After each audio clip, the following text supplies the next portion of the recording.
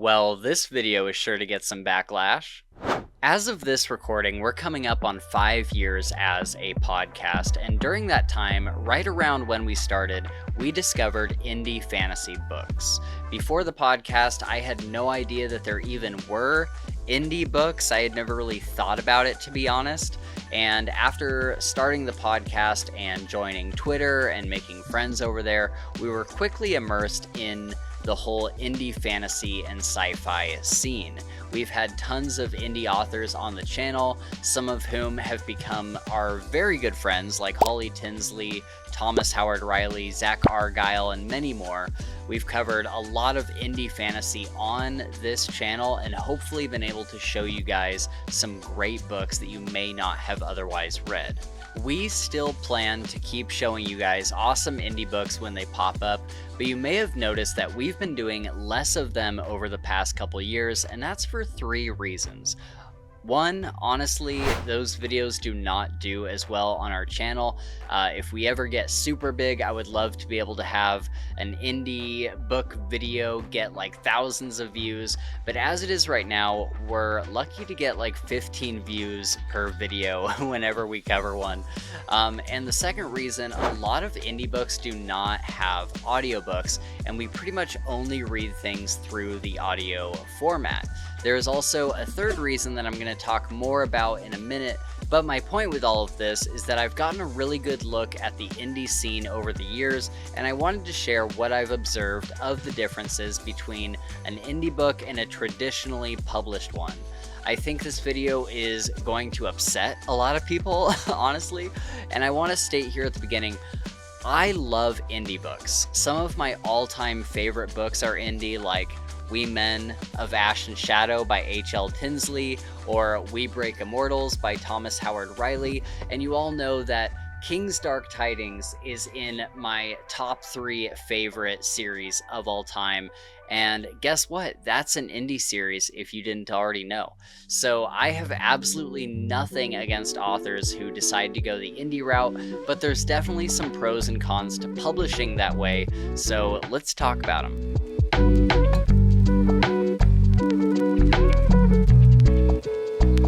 So first off, let's look at the key differences of what it means for each approach in kind of a boots on the ground kind of way. And I want everyone to remember, I'm just a guy on the internet who reads way too many books, honestly, and I happen to have a webcam and a microphone.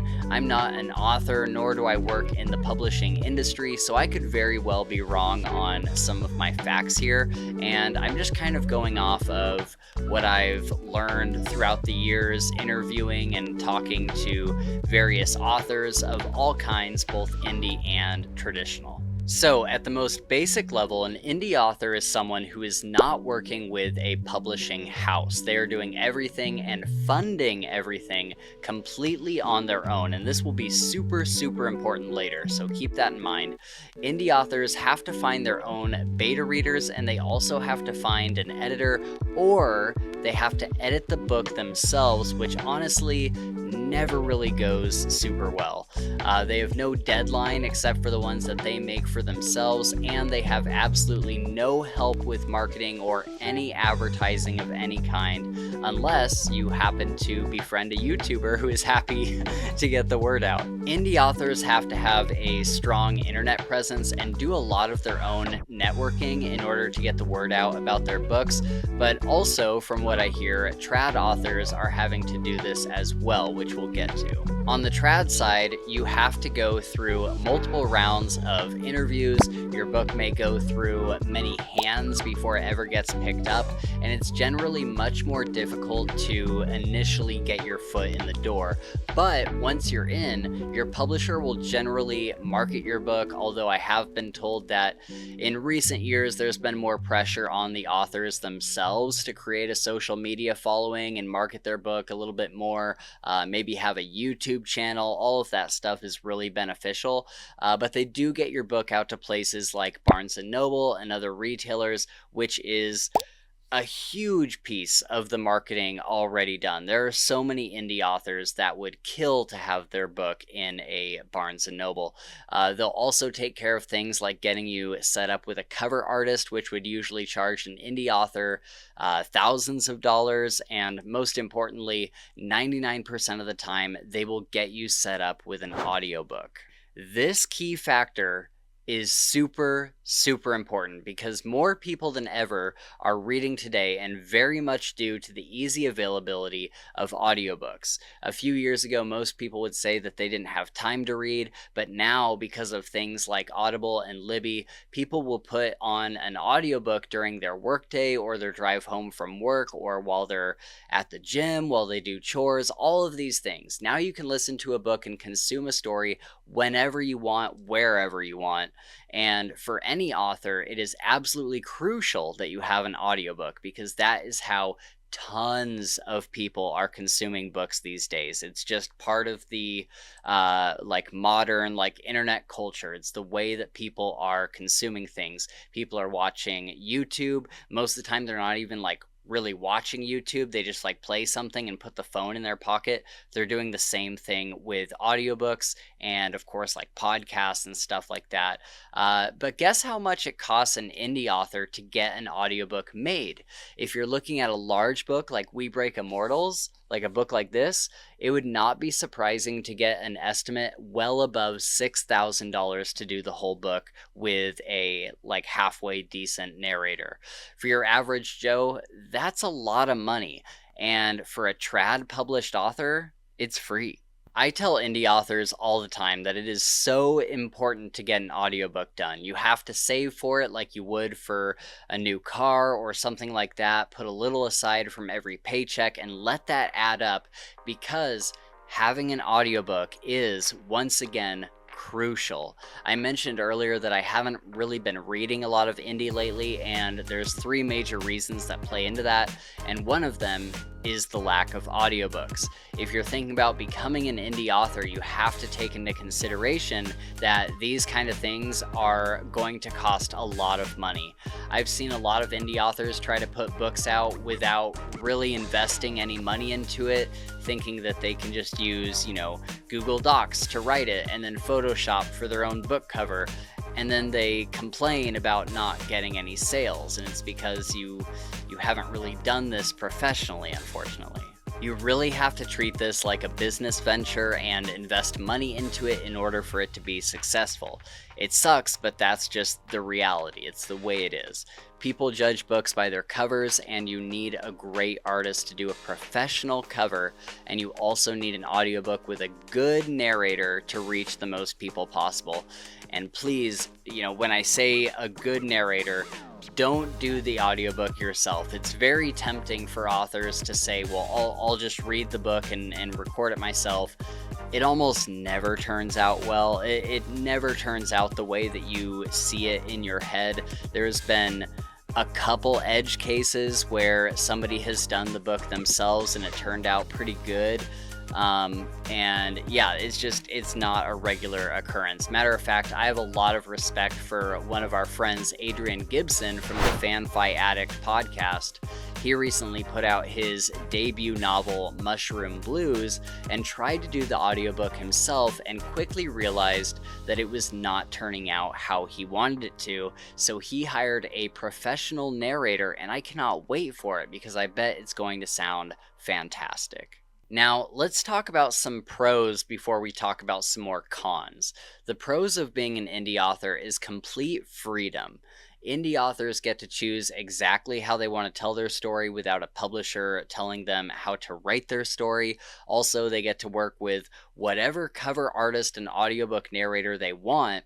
Whereas with TradPub, they get about 2 to 3 options for each and then have to choose which one they want to work with. And then even when they do choose which one they like, they get very limited interaction with them. They get 1 session to kind of tell them their general idea, and then it's up to the publisher and the artist to kind of work on it, because the publisher likes to handle most of that. They want to be in control of the artistic direction being made which honestly I think is crazy. And I think that if trad publishers were to let the authors have more freedom with their cover artist and audiobook narrators, they would see the same results that we're seeing from the indie scene. Indie authors are getting recognized as having some of the best covers in fantasy right now. Seriously, some of these are just absolutely amazing. I'll try to put some up on screen here. But yeah, trad books are often playing it very, very safe. And same with the narrators. Indie books, there's these narrators that some of these indie authors are able to find that are kind of these diamonds in the rough that are just like amazing narrators. It's like, wow, how did you find this person? And then you listen to some of the trad pub narrators that are just kind of like, they're just like reading the book. It's not like a performance, or it's someone that is very unsuited for the story that is being told. And so it's very cool that the indie published authors are able to have the freedom to choose however they want and work with them very, very closely to get things to how they kind of see it in their head. Now, this freedom that indie authors have is a double-edged sword, and this kind of plays into my third reason for not reading as much indie lately. When you are trad published, there is a good amount of quality control. Your publisher will make sure that your book is meeting certain standards. They will use an expert team of editors and beta readers to make sure that the story is engaging and will appeal to your audience. And then they will make sure that you have some sort of outline for however many books that they've signed you on for. And I will say, this does not automatically make trad books better quality than indie. There are some absolutely shitty trad published books, and I don't think anyone would deny that. I made a whole video titled, "How the Fuck Did Fourth Wing Get Published?" Go check it out. I'll leave it in the annotations up above. But my point is, there can absolutely be swings and misses with trad publishing, but on average, as a customer and as a reader, you generally know that these books have gone through several layers of quality control. The part that appeals to me the most is that the publisher usually makes sure that the author has a plan for their series. Now, there are definitely some indie authors that have great quality control, like Ryan Cahill, but the point is that the responsibility of this is entirely on the author. It's up to them to find people who will be brutally honest about their work and pick apart plot holes and plot conveniences and find inconsistencies. But even if they do that, they still have to be able to receive that criticism well and make changes. And they are the only people that are going to be able to make sure that they do that. It's very easy for an indie author to see a piece of criticism and say, like, they just don't get it and ignore the critique. While on the other side of things, the publisher, the trad publisher, will enforce the author. They'll make them make that change in order to publish the book. If there's one thing that I've learned in my time reviewing things, it's that indie authors do not like negative criticism and largely ignore it. They won't read negative reviews and usually won't take feedback super well. They say things like, that's what my beta readers are for. Like, I don't read these reviews because I have beta readers, which is fair to some extent. But in my experience, usually their beta readers are their friends or other authors who may not be giving them the harshest criticism. Again, it's not always the case, but I've certainly noticed it on more than a few occasions.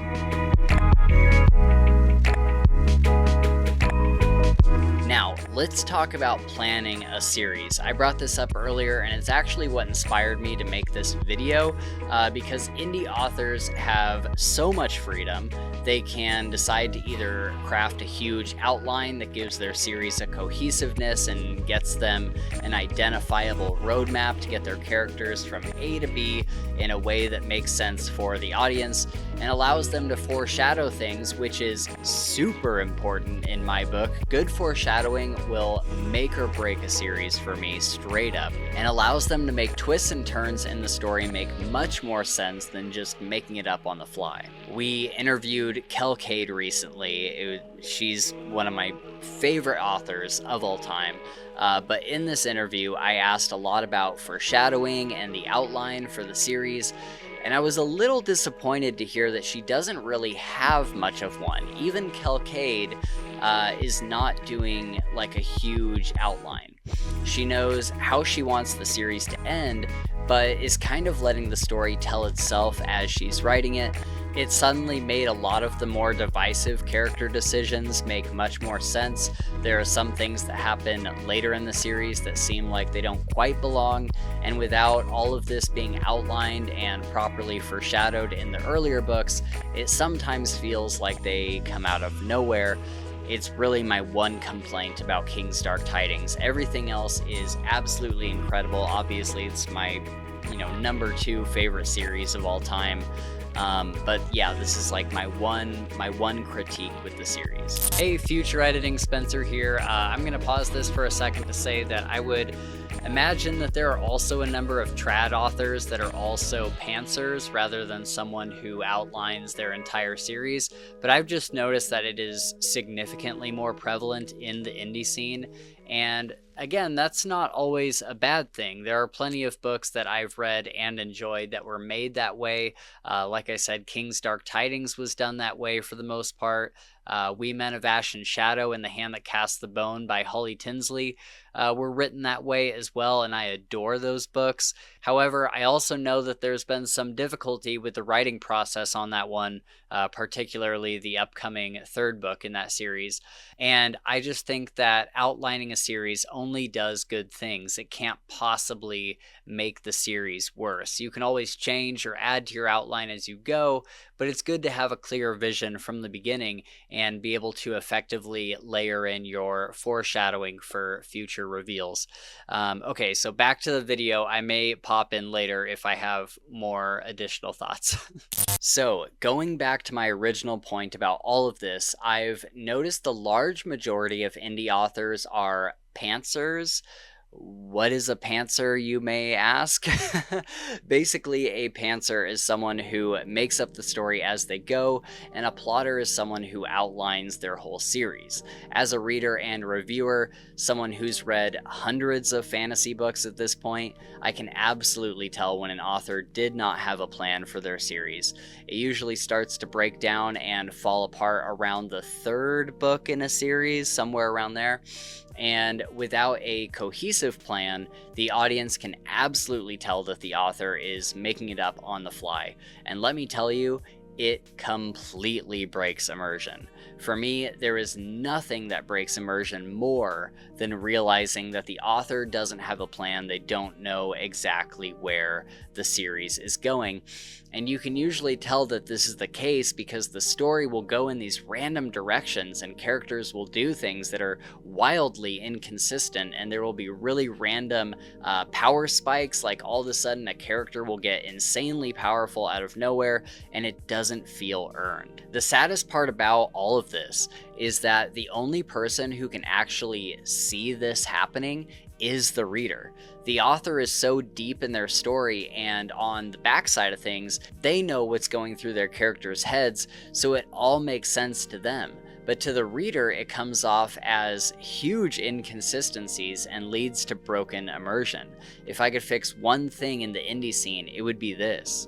Personally, I think authors should sit down and write out a detailed outline for their entire series before ever actually starting to write the book. I think a lot of authors get a spark of an idea in their head and are so eager to get to writing that they say that they'll figure out the rest later, but it just never really works that way. You have to have a plan. You have to be able to properly foreshadow things. You have to be able to take a step back and look at your outline and ask yourself, myself, are all my characters progressing through their series arc at the same pace? Are they gaining power at a pace that seems realistic? Does each book have something interesting in it with a great reveal at the end or in the middle or whatever? Like, does it have some sort of new information that is being presented? Because otherwise, you'll have some books where tons and tons of stuff is happening and they'll be jam-packed and it's like, let's go, this is awesome.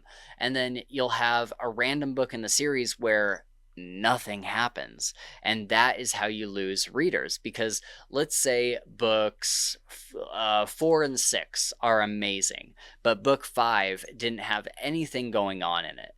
You may lose a percentage of your audience on that 5th book. That may be the stop that a percentage of your readers get off at and say, well, if this is the direction the series is going in, then I'm going to get off now. And they may never go on to that 6th book, even if it is incredible. So you have to make sure that all of this is paced out accordingly so that each book is not similar, like in a way where they all feel the same, but at least, balanced.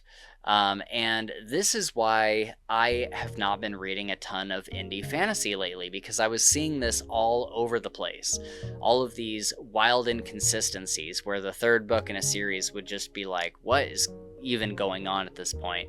So now I just wait for the best indie books to kind of rise to the top, and I wait for reviews and I read those.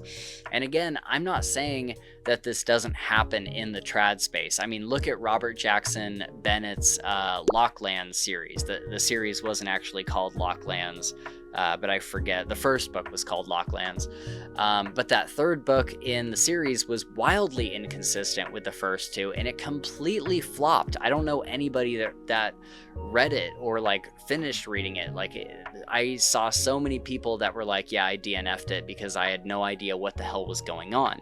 So it can happen in the trad spaces too, but I've become intimately familiar with the indie fantasy space, and I'm noticing it way more over there. And it's such a bummer because indie fantasy has so much potential. Indie authors have so much more freedom than trad authors who are shackled by their publishers. But on average, I don't think they're using that freedom to their advantage the way that they should. Indie authors, save up for an awesome book cover and an awesome narrator. Get an audiobook. Be able to take criticism and listen to your readers and reviewers when they tell you that something's wrong.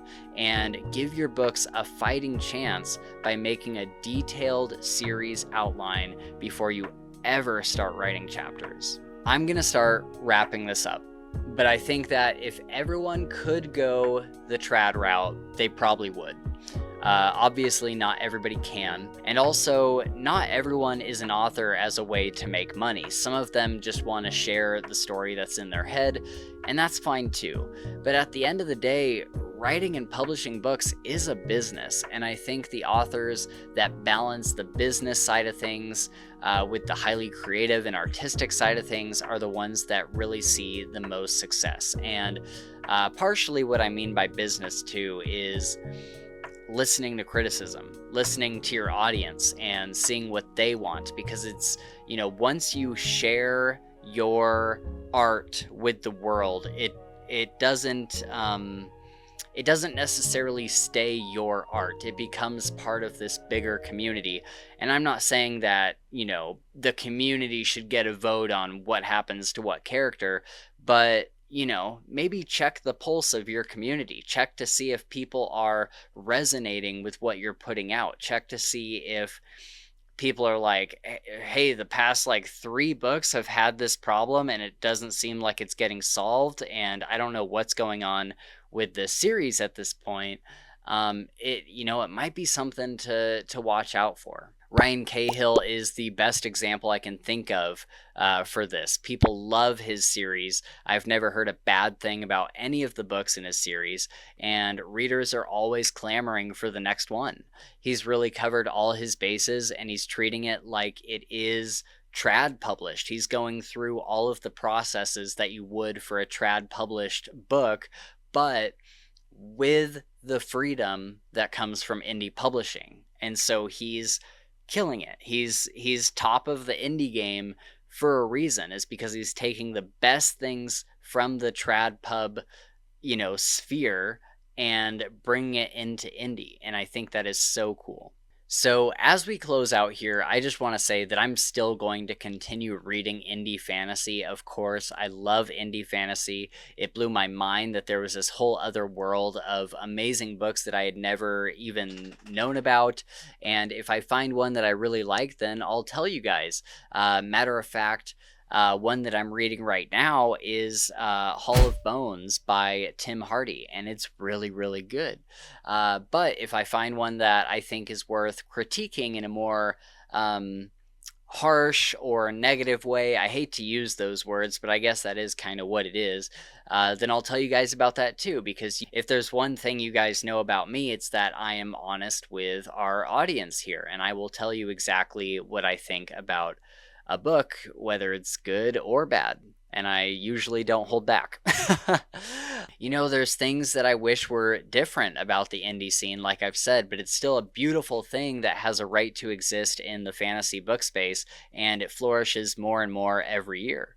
I'll also keep reading trad published stuff too, and honestly, you'll probably see more of that on the channel than you do indie stuff like you have been, because that's what everyone wants to hear us talk about. Both are great, and both have their place. With all that being said, be sure to leave a comment below and let me know what an awful person I am for ranting about these poor authors. If you want to do that more directly, you can reach out to us on Twitter or Discord, linked in the description. And if you decide that you want to see our content early and participate in the live chat while we record it, then join our Patreon at the Mistborn tier. I have a lot more of these kinds of videos planned for 2025 where I talk about difficult subjects and I give my hot takes on them, so keep an eye on our channel and subscribe if you'd like to get notified when they go up.